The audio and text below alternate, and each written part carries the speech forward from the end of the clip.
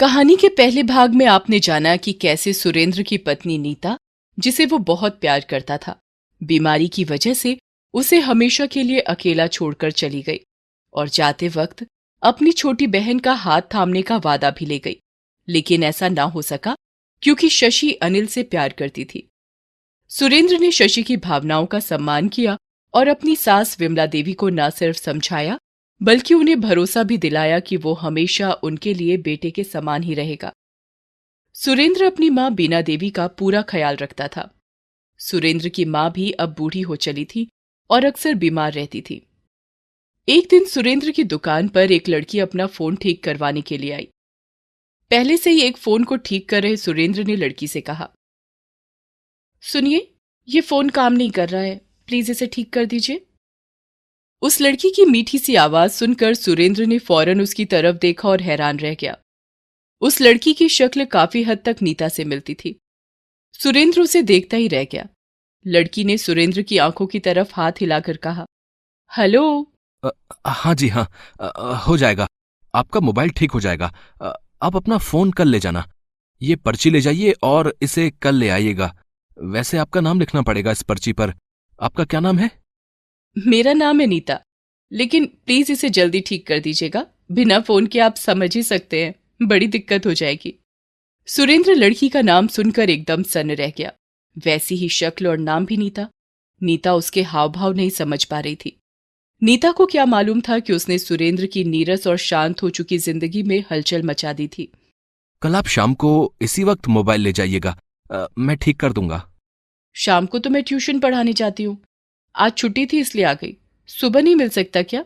जी हाँ जी हाँ, आप अपने हस्बैंड को भेज दीजिएगा, वो ले जाएंगे। हस्बैंड? जी नहीं, I am not married. Neeta Surendra की दी हुई पर्ची लेकर दुकान से चली जाती है और सुरेंद्र बस उसे देखता ही रहता है। सुरेंद्र को समझ नहीं आ रहा था कि भगवान उसके साथ कौन सा खेल खेल रहे हैं। सुरेंद्र को अगले दिन का इंतजार था जब नीता फिर से उसकी दुकान में आए। उस दिन सुरेंद्र ने काफी रात तक जाकर नीता का फोन ठीक कर दिया और सुबह भी जल्दी तैयार होकर दुकान आ गया। यूं तो दुकान पर कई ग्राहक आए, लेकिन सुरेंद्र को तो सिर्फ नीता का ही इंतजार था। अचानक नीता उसे दूर से आती हुई दिखाई देती है। सुरेंद्र उसे देखते ही ऐसे काम में लग जाता है कि जैसे उसने नीता को देखा ही नहीं। जी, क्या मेरा मोबाइल ठीक हो गया? अरे मैडम, आप आ गए। हाँ, वो आपका मोबाइल हो गया। मतलब नहीं हुआ, मतलब होने वाला था पर नहीं हुआ। मतलब हो जाएगा, थोड़ी देर लगेगी। आप बैठिए ना, 10 मिनट मैं देता हूँ। हो गया? नहीं हुआ? क्या कहना चाहते हैं आप? मैडम, मतलब बस हो गया है, एक छोटा सा पार्ट लगा दूं फिर ये चल जाएगा। आप बैठिए तो सही। नीता वहीं काउंटर के सामने पड़ी कुर्सी पर बैठ जाती है और सुरेंद्र उसका फोन ठीक करने का नाटक करने लगता है। सुरेंद्र सोचता है कि अगर आज उसने मोबाइल दे दिया तो फिर नीता से उसकी मुलाकात कैसे हो पाएगी। ये सोचकर सुरेंद्र ऐसे ही दुकान में पार्ट ढूंढने का नाटक करता है और कहता है कि माफ कीजिए, वो पार्ट नहीं मिल रहा है, मैं आज जाकर बाजार से ले आऊंगा, आप कल मोबाइल ले लेना। है कल? लेकिन आपने तो कहा था कि आज आप मोबाइल दे देंगे और मैं इसीलिए आ भी गई।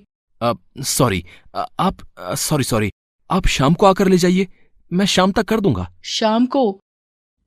शाम को नहीं आ पाऊंगी। आपको बताया था ना कि मुझे ट्यूशन पढ़ाने जाना होता है। मैं फिर कल सुबह ही आती हूँ। अरे हाँ मैडम, आपने बताया तो था, मैं ही भूल गया। Madam sorry. मैं समझ सकता हूँ कि आपको बिना मोबाइल के कितनी परेशानी हो रही होगी। आप एक काम करिए ना, अगर आपको कोई एतराज ना हो तो आप मुझे अपने घर का एड्रेस दे दीजिए, मैं किसी लड़के के हाथों भिजवा दूंगा।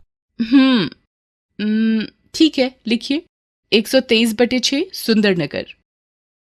सुरेंद्र यही तो चाहता था कि उसे नीता के बारे में ज्यादा से ज्यादा पता चले। मोबाइल तो पहले ही ठीक हो चुका था, मगर शाम को सुरेंद्र नीता के घर खुद मोबाइल लेकर पहुंच गया। दरवाजे पर डोरबेल बजाई तो नीता ने ही दरवाजा खोला।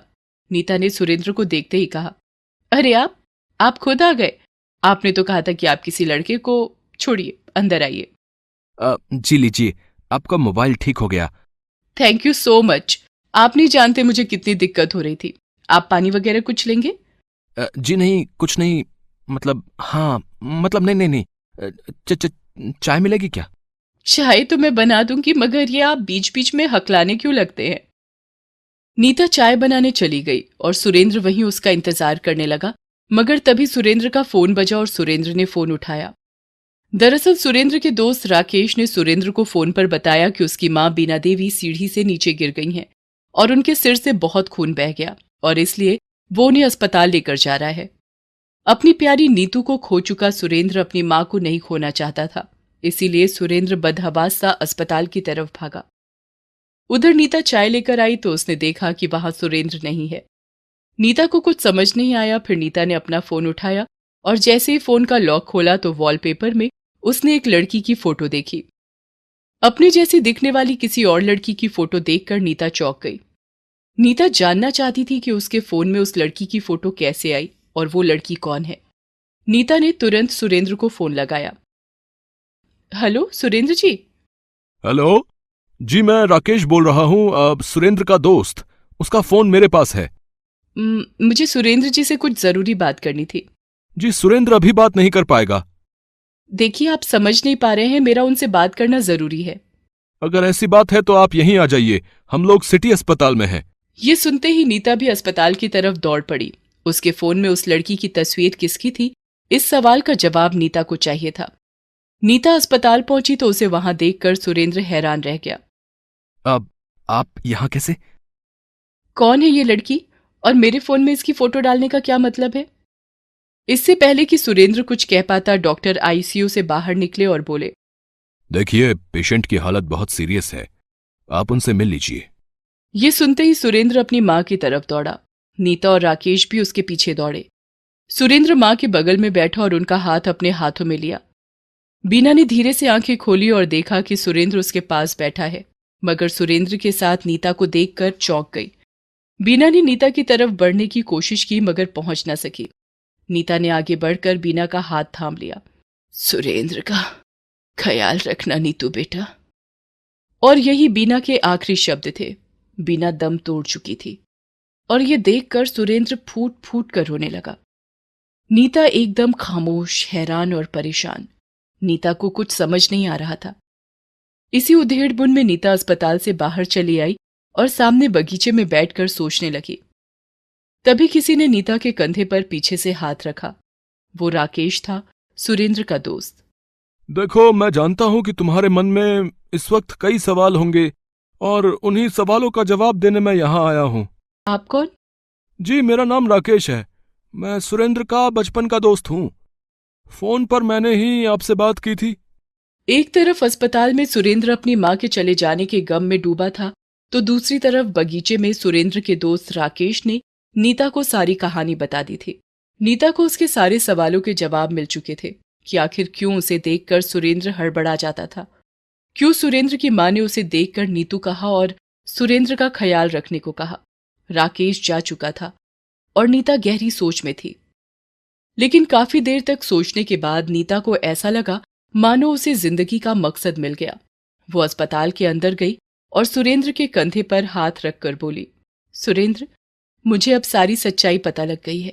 मैं सब जान चुकी हूं और अब आपकी मां की आखिरी ख्वाहिश पूरी करना चाहती हूं।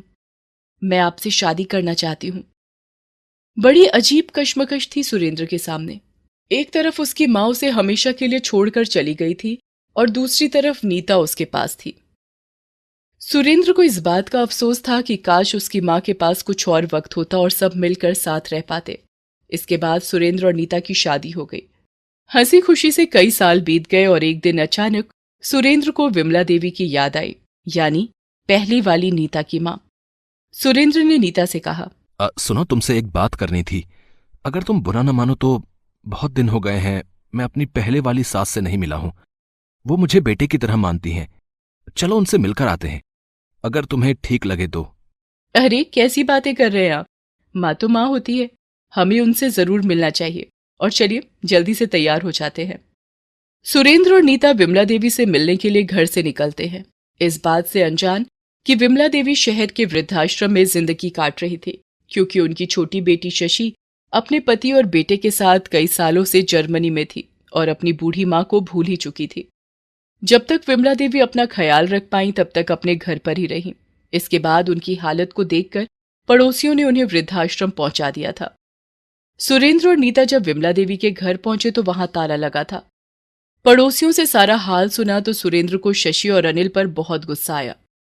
सुरेंद्र और नीता तुरंत वृद्धाश्रम पहुंचे और वहां के इंचार्ज से सुरेंद्र ने कहा, देखिए, आपके यहाँ विमला देवी नाम की एक महिला है, उनसे कहिए कि उन्हें लेने उनकी बेटी और दामाद आए हैं।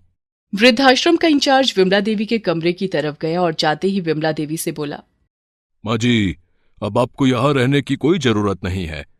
आपकी बेटी और दामाद आपको लेने आए हैं। क्या सच कह रहे हो बेटा? हे भगवान, तूने मेरी सुन ली। आखिर मेरी शशि और अनिल को मेरी याद आ ही गई। बेटी और दामाद के आने की खबर सुनते ही विमला देवी पूरी ताकत के साथ दौड़ी। लेकिन जब विमला देवी ने सामने देखा तो बिल्कुल उनकी बड़ी बेटी की तरह दिखने वाली नीता और उनका पहला दामाद सुरेंद्र उनकी आंखों के सामने खड़े थे। विमला देवी को सब कुछ समझने में जरा भी देर नहीं लगी। विमला देवी आंखों में आंसू लिए हुए सुरेंद्र को देखकर मुस्कुराई और बोली, मेरा बेटा और मेरी बेटी वापस आ गए। अब मुझे और क्या चाहिए? इस सब के बाद सबसे ज्यादा खुश सुरेंद्र था, क्योंकि उसे उसकी नीता और उसकी मां दोनों वापस मिल चुके थे।